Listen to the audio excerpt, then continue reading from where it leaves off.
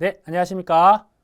손해평가사 박승입니다. 저희가 OT 시간에 말씀드렸다시피 지금부터 손해평가사 2차 1과목 이론을 이제 공부할 건데요. 어떻게 보면 우리가 손해평가사 시험이라고 하는 부분들은 제가 OT 시간에 말씀드렸다시피 이게 객관식으로 내가 어느 정도 아는 것 같다가 찍고 하는 부분이 아니다 보니까 명확하게 개념들 이해하고 그다음에 그 해당되는 개념들 응용해서 어떤 계산식이나 아니면 그런 부분을 통해서 가지고 문제를 풀 수가 있어야 된다고 말씀드렸습니다. 그래서 실질적으로 이론적인 부분들에 대해서는 개념에 대한 설명을 좀 해드리면서 실질적으로 문제를 많이 풀 수 있게 어떤 문제풀이를 많이 활용하시는 것들을 더 적극적으로 추천해드리고 있습니다.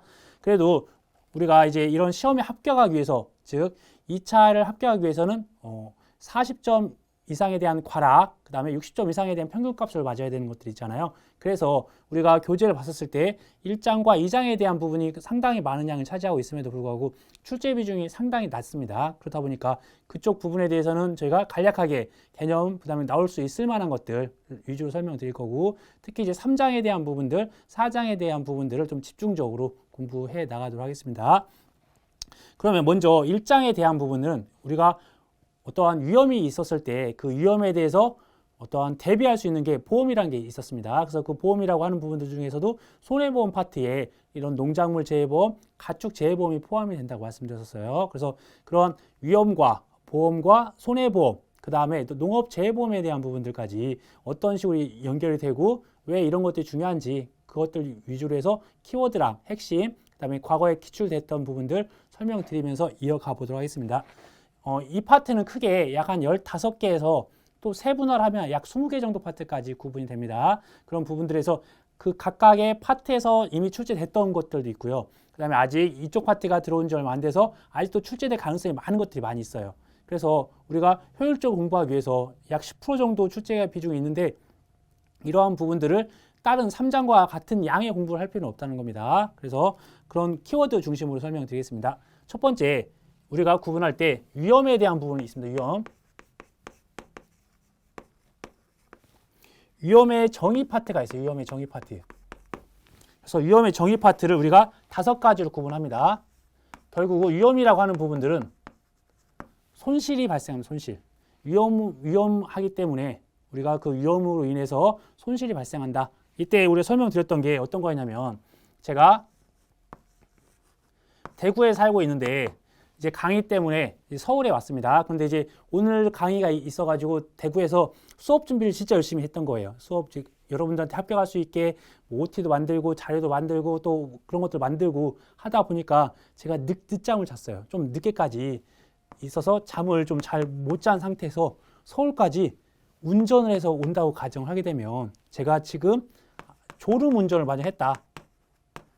근데 사실 저는 KTX를 타고 왔습니다. 근데 졸음 운전을 했다라고 하게 되면 이 졸음 운전으로 인해서 예를 들어서 접촉사고 발생했다.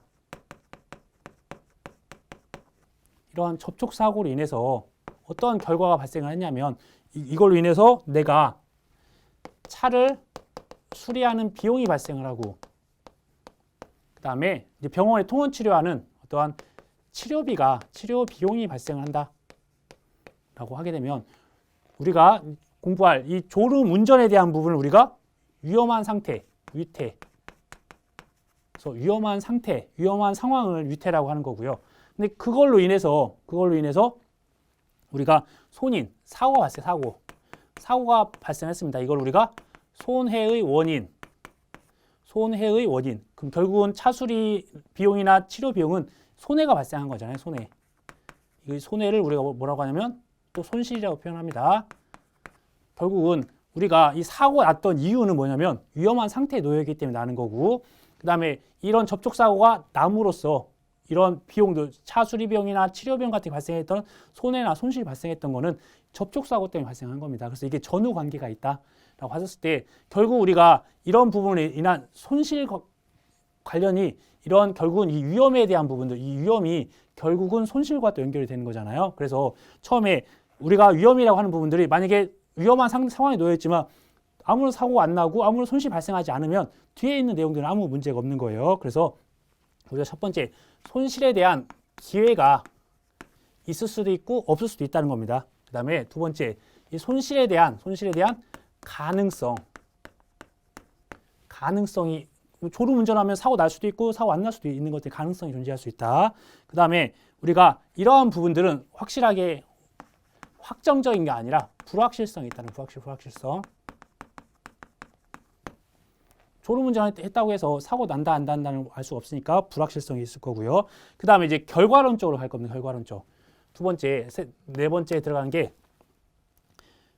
실제 결과. 이 결과라는 부분이 실제로 일어난 결과랑 그 다음에 기대했던 결과랑 다르게 됐을 거라는 거. 내가 졸음운전했지만 사고가 안 날 줄 알고 기대를 했었어요.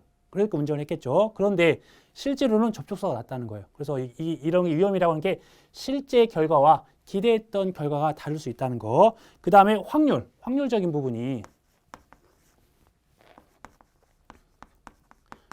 똑같은 말입니다. 이것도 기대했던 결과와 실제 결과가 다르게 나올 확률 이렇게 됐습니다. 그러니까 뭐 어떻게 보면 우리가 동전을 던졌을 때 기대했던 건 50대 50이라 생각했어요. 50대 50이라 생각했는데 확률이 50% 생각을 했었는데 그런데 한 번 던졌을 때는 앞쪽이 만약에 나왔으면 뒤쪽은 0%가 되는 거예요. 기대는 50대 50이라 생각했는데 한 번 던졌어요. 그럼 하나는 100%고 하나는 0%일 거잖아요. 그래서 그런 부분이 다르게 확률적인 거다. 그래서 위험의 정의에 대한 부분들을 우리가 표현을 한다고 하면 손실과 연결된 손실의 기회, 손실에 대한 가능성, 이게 확실하지 않다. 불확실성. 그 다음에 실제 결과와 기대했던 결과가 다를 수 있다. 그 다음에 기대했던 결과와 실제 결과가 확률적으로 다를 수 있다. 그런 부분이 키워드가 됩니다. 그래서 지금 실제로 위험의 정의에 대한 부분들은 이 위쪽, 아래쪽이 다 나올 수 있습니다. 이때 위태를 우리가 위험한 상황이라고 표현하고 위험한 상황, 위험한 상태.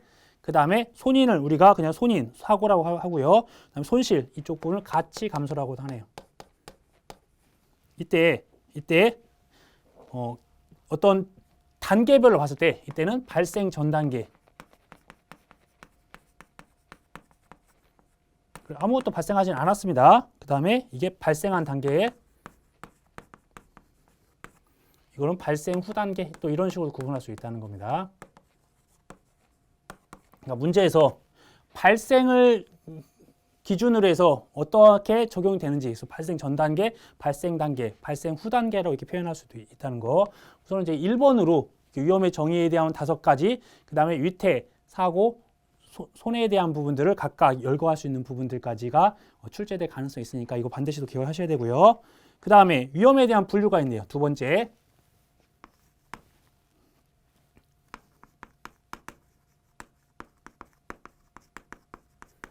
위험의 분류를 할 때 우리가 각각에 대해서 첫 번째 측정 여부, 구분을 하는 특징을 이제 구분하는 실익을 보면 이게 측정 여부가 이게 객관적이냐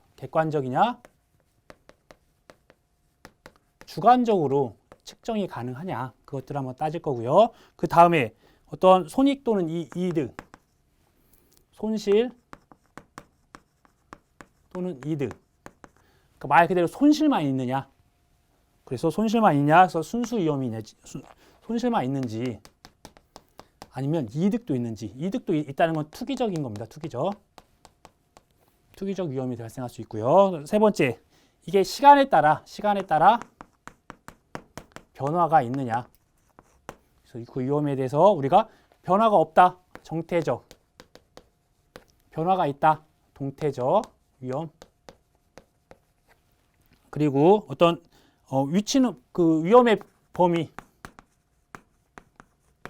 범위로서 이 위험이 일정하게 특정적인 위험이냐 아니면 기본적인 위험이냐 일반적인 위험이냐. 그래서 이 위험이 전반적으로 다한테 미치는 거냐 아니면 특정한 어떤 자동차 운전하는 사람들한테 암보험 가입한 사람한테 어떠한 농작물 재해보험 가입한 사람한테 이렇게 특정적으로 미치느냐 아니면 기본적으로 모든 사람들한테 다 미치느냐 그런 것들입니다. 위험의 범위가 있었고 그 다음에 마지막으로 뭐 담보, 비담보 이거는 이제 말 그대로 담보, 비담보는 말 그대로 담보가 있다, 비담보, 담보가 없다 그런 것들입니다. 이건 특별히 구분을 실익은 없고요. 이때 우리가 중요한 건 이 위험을 통해서 결국은 이거를 해지할 수 있는 보험으로 가기 위한 보험에 적합한 거. 보험에 적합한 것들로 넘어갑니다. 이 중에서 우리가 적합한 거는 객관적이 될 거고요. 객관적. 그 다음에 우리가 보험을 통해서 이득을 볼 수는 없다고 했습니다. 그래서 순수 위험만 가능하다. 그 다음에 시간에 따라 위험이 변화하면 안 됩니다. 그래서 정태적. 그 다음에 위험의 범위가 특정해야 된다. 특정. 그다음에 담보는 뭐 담보가 있을 수도 있고 담보가 없을 수도 있고 하는 부분이 있으니까 이거는 특별히 없습니다. 그래서 객관적이고 순수 위험이고 정태적이면서 특정 위험에 해당되어야 된다. 이런 부분이 있었습니다. 그다음에 이제 순수 위험에 또 이런 부분이 있네요. 순수 위험을 우리가 하나의 또 사례를 들어보면 여기가 축사가 있어요. A 농가에 축사가 있었는데 A 농가에 대한 축사가 있었습니다. 근데 축사 안에는 돼지가 100마리 키우고 있었는데 이 돼지가 지금은 한 뭐 5천만 원치가 있나 봐. 5천만 원치에 대한 것이 있었습니다. 이때가 언제냐면 우리가 가입을 하고 만약에 7월 10일 날 이런 좀 가치가 있었다라고 해 볼게요. 그런데 이제 이 돼지가 더 계속 크면 가액이 더 올라갈 거잖아요. 근데 이제 이때 화재가 발생을 했어요. 그래서 이 화재가 발생을 했으면 이 축사가 만약에 1억이었다. 그러면 첫 번째로는 이 농가에 대해서는 이 축사 1억과 돼지 5천만 원치의 손실이 있네요. 그렇죠? 이걸 우리가 재산 손실이 1억 5천만 원이 발생하네요. 1억 5천만 원. 그렇죠? 그다음에 이제 여기에서 이제 실질적으로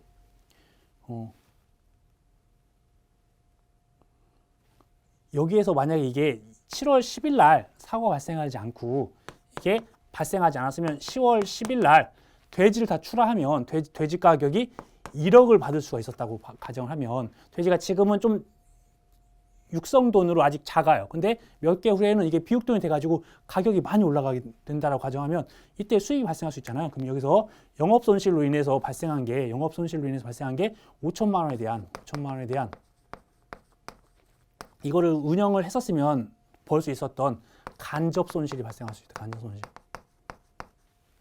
그다음 세 번째, 이제 여기에 인근에 또 다른 축사가 있었어요. 또 다른 BC, CC에 대한 축사가 있었는데 여기로 화재가 옮아갔어요. 그러면 이게 법률상 배상 책임이 발생할 수 있다. 그래서 이때 배상 책임으로 만약에 딴 데 불이 나가지고 이때 뭐 2억을 배상을 해줘야 되는 이런 책임이 발생할 수 있다. 그 다음에 여기에서 일을 하고 있었던 사람들이 있었을 거 아니에요. 직원들이 어떠한 분은 다쳐서 치료를 받는 사람이 있고 어떤 사람은 실직을 해서 직업을 일을 잃은 거죠. 그래서 이제 이걸 우리가 뭐라고 한다? 이거를 우리가 그럼 여기서 보면 인적 손실. 그래서 여기서 이득을 본 건 없잖아요. 사실 이득을 본 건 없습니다. 결국은 이 농가에 대한 것들도 다시 짓고 그 시간을 투자하고 하면서 손실이 된 거고요. 그 다음에 돼지가 죽은 것도 그때 가액으로 돼서 이제 손실을 입었던 것들입니다. 그래서 첫 번째 재산 손실이 1억 5천 정도 있을 수도 있고, 두 번째 이거를 통해서 또 다른 영업 이득이나 영업 활동을 통해서 수익을 발생할 수 있었던, 이게 사고 안 났으면 간접 손실이 5천만 원 있었고요. 그다음 배상 책임으로 딴 데 피해를 준 거죠. 딴 주변에 있었던 데다가 법률상 배상 책임을 지는데 뭐 2억이 들어갈 수가 있고요. 그다음에 치료하거나 어떤 사람이 다쳐서 실직을 하거나 하게 됐을 때 인적 손실에 대한 비용들이 발생할 수 있다는 겁니다. 그래서 이런 것들은 우리가 객관적으로 작성할 수도 있어야 되고, 네 가지에 대한 순수 위험에 대한 것도 작성할 수 있어야 되고, 그리고 또 해야 될 것이 무엇이다? 이런 부분들을 숫자로 주어지면 이거 숫자도 합산할 수 있으셔야 되세요. 그래서 해당되는지 안 되는지 가지고서 우리가 비용 산정까지도 플러스를 해주시면 좋을 것 같으세요. 그럼 여기까지 교재에 있는 내용들 한번 보면서 설명을 드리도록 하겠습니다. 이렇게 처음에 위험과 보험 제1조로 나와 있네요. 그래서 일상생활과 위험에서 뭐 개인의 경우에 우리가 운전을 하고 뭐 일터에 가고 여행 갈 때 항상 우리는 위험에 있다. 위험한 상태가 발생을 하고 그걸로 인해서 어떤 사고가 발생할 수 있다는 거죠. 그다음에 가정의 경우에는 뭐 아플 수도 있고 가장이 실직할 수도 있고 뭐 사망할 수도 있다. 그래서 가정의 경우도 위험이 항상 있다. 그다음에 기업의 경우에도 어떤 공장에서 생산을 해야 되는데 공장에 사고가 날 수도 있고 뭐 직원이 다칠 수도 있고 그런 부분이 있고요. 국가적으로는 뭐 보니까 뭐 폭발 사고, 태풍 같은 경우 어떤 뭐 전쟁 같은 거 그런 것들이 또 예로 들어 있네요. 뭐 국가 간의 어떤 전쟁 같은 거 있을 수도 있고요. 결국은 우리가 뭐 이러한 내용들을 하나하나 세부적으로 알기보다는 아 이런 게 있구나라고 넘어가 주시고 이제 실질적으로 그 다음 단락에 있는 위험에 대한 개념, 정의 및 분류 파트에서 위험에 대한 정의들도 여러 명들 뭐 여러 학자들이 또는 뭐 어떠한 뭐라고 해야죠? 뭐 이렇게 막 주장하고 하는 내용들이 많이 있어요. 그런데 결국 우리가 위험에 대한 정의라고 한 부분 있잖아요. 그 3번에 위험에 대한 정의로 이렇게 정의를 해놨네요. 그래서 손실에 대한 기회, 그 다음에 손실에 대한 가능성, 그 다음에 기대와는 다른 결과가 나올 확률, 그 다음에 실제 결과와 기대했던 결과와의 차이, 이제 이런 것들을 우리가 5가지 갖다가 어떤 정의를 해놨어요. 이론서에. 그래서 정리를 해놨으니까 이거 부분들을 꼭 기억하시고요. 그 다음에 위험과 관련된 개념으로서 위태, 손인, 뭐 손해, 손실에 대한 부분들로서 첫 번째 위태는 그 밑줄 친 부분을 보시면 특정한 사고로 인하여 발생할 수 있는 손해의 가능성을 새로이 창조하거나 증가시킬 수 있는 상태로 이거를 우리가 위험한 상태라고 한다 또는 위험한 상황이라고 한다 되어 있네요. 그 다음에 손인은 손해 원인으로 표현이 되어 있고요. 그 다음에 손해, 그 다음에 손인의 결과, 이건 결과로서 표현이 되어 있네요. 이때 박스에 되어 있는 거 위태, 손인, 손해. 그래서 위험한 상태, 사고, 뭐 가치 감소 이렇게 되어 있는 부분들 박스 특히 기억을 잘 해주시고 박스는 내용들이 이거니까 이 부분들 반드시 기억해 주시면 좋을 것 같습니다. 그 다음에 이제 위험에 대한 분류 파트가 나오네요. 위험에 대한 분류 파트로서 두 번째 위험의 분류는 위험의 속성을 측정할 수 있냐. 그래서 이게 객관적으로 측정할 수 있냐, 아니면 주관적으로 측정할 수 있냐. 그런 부분들. 그 다음에 손실에 대한 손실에 대한 기회만 있냐, 아니면 이득에 대한 기회도 있느냐라는 갖다가 나왔던 부분들. 위험의 속성이 시간에 따라 변하는지, 어떤 범위가 얼마나 큰지 그런 것들이 있었다. 그래서 첫 번째 객관적 위험과 주관적 위험이 있다. 근데 뭐 객관적 위험 보니까 보험이 대상이 되는 위험은 객관적 위험이다라고 밑줄 쳐 있네요. 그다음 주관적 위험은 측정이 곤란한 위험이다. 그럼 측정이 곤란하면 우리가 피보험이 금전을 평가할 수 없기 때문에 그때는 이제 위험에서 보험으로 갈 수가 없다는, 보험이 적합하지 않다는 겁니다. 그 다음에 이제 순수 위험과 투기적 위험이 있네요. 이때 순수 위험과 투기적 위험에서 손실의 기회만 있고 이득의 기회가 없다. 그래서 여기서 보면 순수 위험은 결국은 손실은 무한대로 가는 거고 0부터 무한대에 이득은 없다는 거네요. 그렇죠? 그리고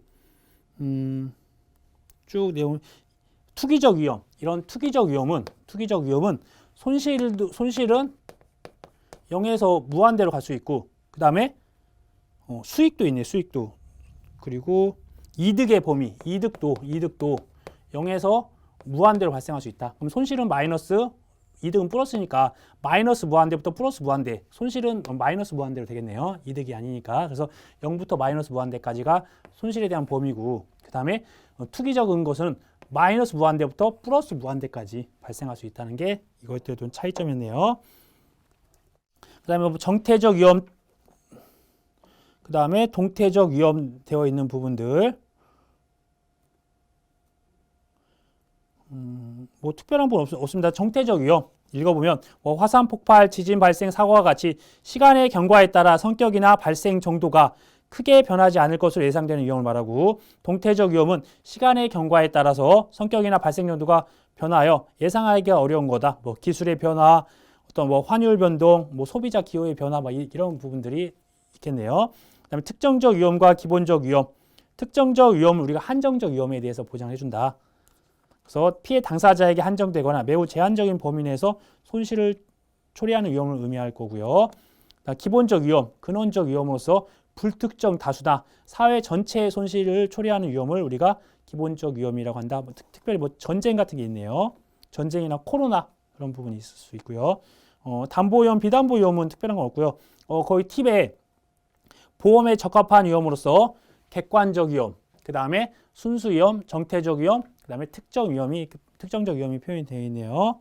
여기까지 해서 한번 간단히 보시고요. 그 다음에 위험 관리에 대한 의의 및 중요성부터 한번 또 간단히 보겠습니다. 이 부분들도 간단히 보면 아직 1번, 2번은 출제는 안 됐습니다. 근데 지금 설명드린 3번은 이제 출제가 됐어요. 그래서 위험 관리에 대한 부분을 어떤 식으로 관리를 할 거냐, 그런 부분이 있었습니다.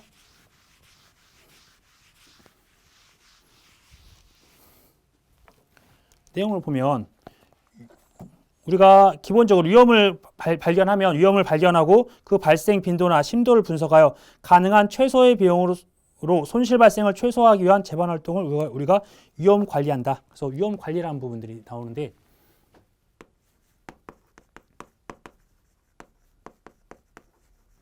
결국 우리가 최소 비용으로 최소의 손실을 보자. 이득을 보는 건 아니니까 그런 부분이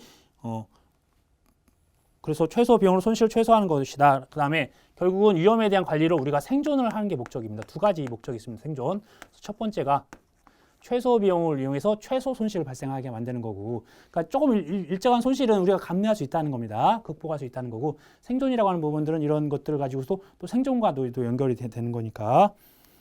위험 관리의 목적에 뭐 사전적 목적, 사후적 목적은 한번 읽어보시고요. 그 다음에 위험 관리 방법으로서 이 부분들을 두 가지로 구분합니다. 우리가 보면 위험 통제, 물리적으로 봐야겠네, 물리적.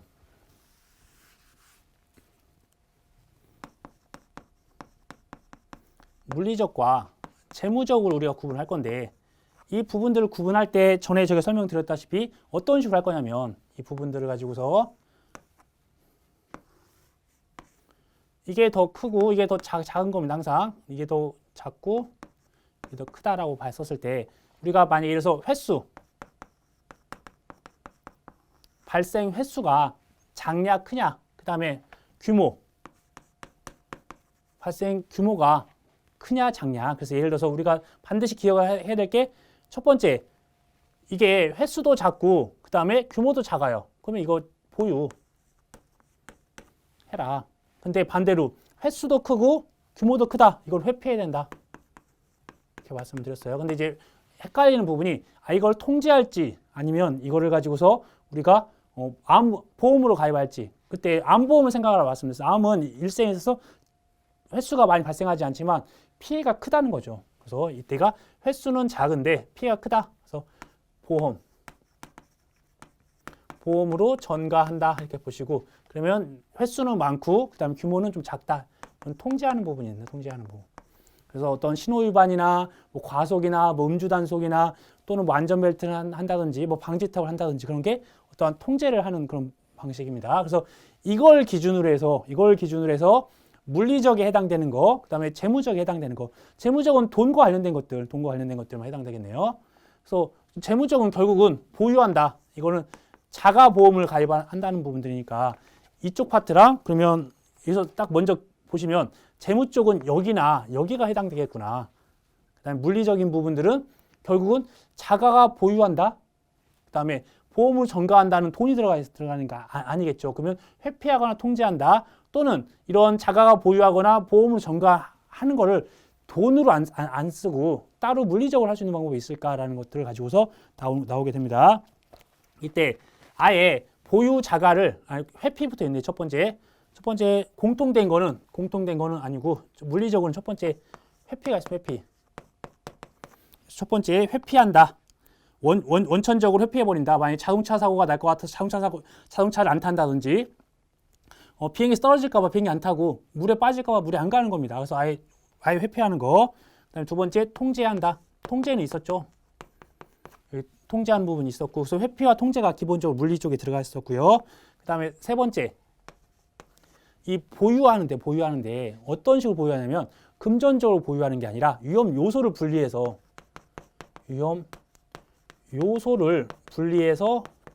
보유합니다. 어떤 식이냐면 뭐 USB나 뭐 이메일이나, 그러니까 한 군데에다가 어떤 위험을 놓는 게 아니라 그걸 복사해서 그게 없어지더라도 다른 걸 대체할 수 있게 USB에 보관하든지 이메일로 하든지, 이런 위험에 대한 요소를 딴 데다가 분리한다. 그래서 보유하기 있는데 이런 것들이 있었고요. 그 다음에 네 번째, 그 다음에 보험으로 전가하는 거는 어떤 금전적인 건데, 이런 게 아니라 계약을 통한 위험 전가.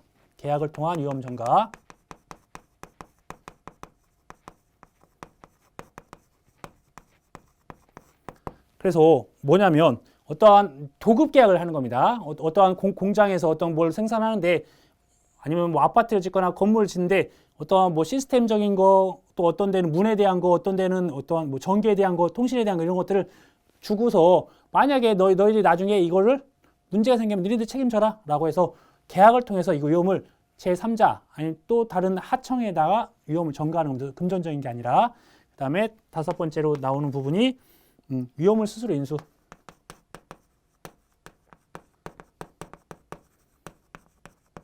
그래서 어차피 이 3번과 5번에 대한 거는 3번, 5번에 대한 거는 자가 보유에 대한 개념들을 약간 위험 요소를 분리해서 내가 보유하거나 또는 위험을 스스로 인수한다. 이렇게 해서 그냥 뭐 금전적인 게 아니라 내가 감기에 걸리면 내가 그냥 참은 몸을 때우겠다는 거예요. 그냥 몸을 때우겠다는 겁니다.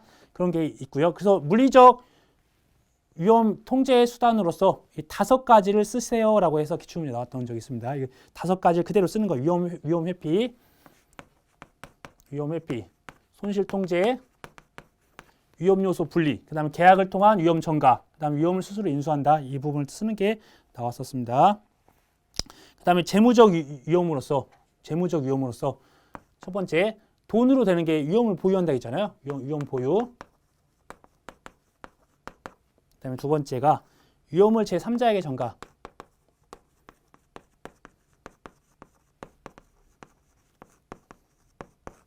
뭐 보증 같은 거 있잖아요. 보증 같은 거 쓰거나 아니면 부모님이 자식들을 대신해서 뭐 갚아준다든지 그런 식으로 해서 위험을 제3자한테 금전적으로 전가하는 방법이 있을 수도 있고 보증 같은 경우가 있습니다. 그 다음에 위험 결합. 위험 결합을 통한 위험 발생 대비. 이게 무엇이다? 이게 보험이네. 이게 보험. 이게 보험이라는 의미입니다. 그래서 위험을 여러 위험을 가진 불특정 다수의 계약자들의 위험을 모아가지고 그거를 보험료를 그 소액의 보험료를 납부함으로써 그 위험을 보험자한테 전가하는 것도 있잖아요. 이게 3번에 해당되는 겁니다. 지금 이제 물리적 위험에 대한 5가지 쓰라고 이미 출제됐으니까 재무적 위험에 대한 3가지를 작성하시오라고 해서 5점짜리 나올 수 있으니까 이것도 기억해 주시면 좋을 것 같으세요. 그리고 이제 여기에 위험 관리 방법을 선택한다. 위험 관리 방법 선택을 이 부분이 나왔습니다. 그래서 아직 출제는 했지 않았지만 이때 여기는 손실에 대한 횟수, 그 다음에 손실 규모라고 해서 이제 이 부분들을 가지고서 해당되는 것들을 찾으시오 아니면 빈칸을 넣으시오라고 해서 이 부분들 화살표를 이게 위쪽으로 가고 저게 밑으로 내려올 수도 있습니다. 그래서 이제 이렇게 됐을 때 결국 우리는 자가 보유랑 회피를 양쪽 사이드로 가고 그 다음에 중요한 게 암보험을 생각하라고 했습니다. 암보험이 내가 횟수는 적은데 피해는 크다. 그 반대가 통제다 이렇게 생각을 하시고 이 용어들을 갖다가 이렇게 물어볼 수 있으니까 이런 것도 참고해 주시면 될 것 같으세요. 그럼 해당되는 그럼 교재에서 내용을 한번 보고서 마무리 짓도록 하겠습니다.